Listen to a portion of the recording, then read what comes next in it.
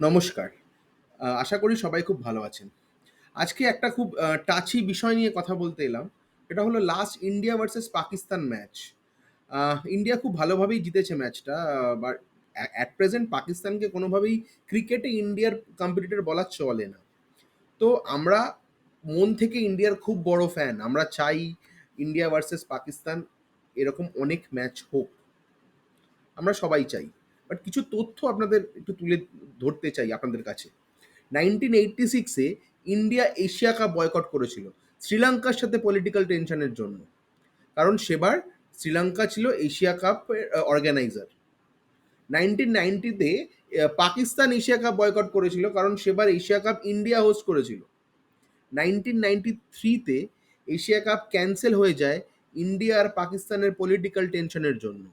2008 এ India champions trophy খেলবে না বলেছিল কারণ সেটা পাকিস্তান হোস্ট করেছিল। আমি এসব হিস্ট্রি খানিকটা বললাম কারণ এখনকার বিসিসিআই তখনকার থেকে অনেক বেশি পাওয়ারফুল। এখন আইসিসির চেয়ারম্যান হলো জয় শাহ। তাহলে শুধু দুটো পয়েন্টসের জন্য পেহেলগাঁওয়ে যে মানুষগুলো মারা গেল তাদেরকে না ভুলে গেলেও চলতো না।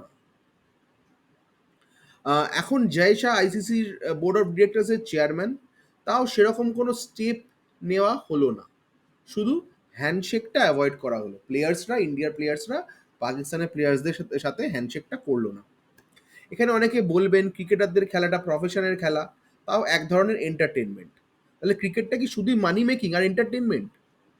শুভম দ্বিবেদী, যাকে খুন করা হয়েছিল পেহেলগাঁওয়েতে, তার ফ্যামিলি দেখতে পারবে তো এই খেলাটা, ইন্ডিয়া ভার্সেস পাকিস্তান? কোনো গ্যারেন্টি আছে এই ম্যাচ থেকে পাকিস্তান যে আর্নিংসটা করলো, যে টাকাটা কামালো, সেটা আবার কোনো এরকম ইনসিডেন্টে ইউজ করবে না? ইমোশনসের আমাদের যে ইমোশনস, মনের ইমোশনস কোনো ভ্যালু নেই? কিন্তু এতগুলো মানুষের জীবন যে চলে গেল, সেটা কি শুধুই এন্টারটেনমেন্টের জন্য? মানে আমরা ফেলে দিতে পারি একটা ম্যাচ, একটা এন্টারটেনমেন্ট, দুটো দেশ পয়সা কামাচ্ছে, তাই না? আমার জানা নেই, আমার এতটুকুই নলেজ, আমার নলেজ খুব কম। এবার ভাবুন আপনারা, আপনারা ভেবে জানান, কমেন্ট করুন।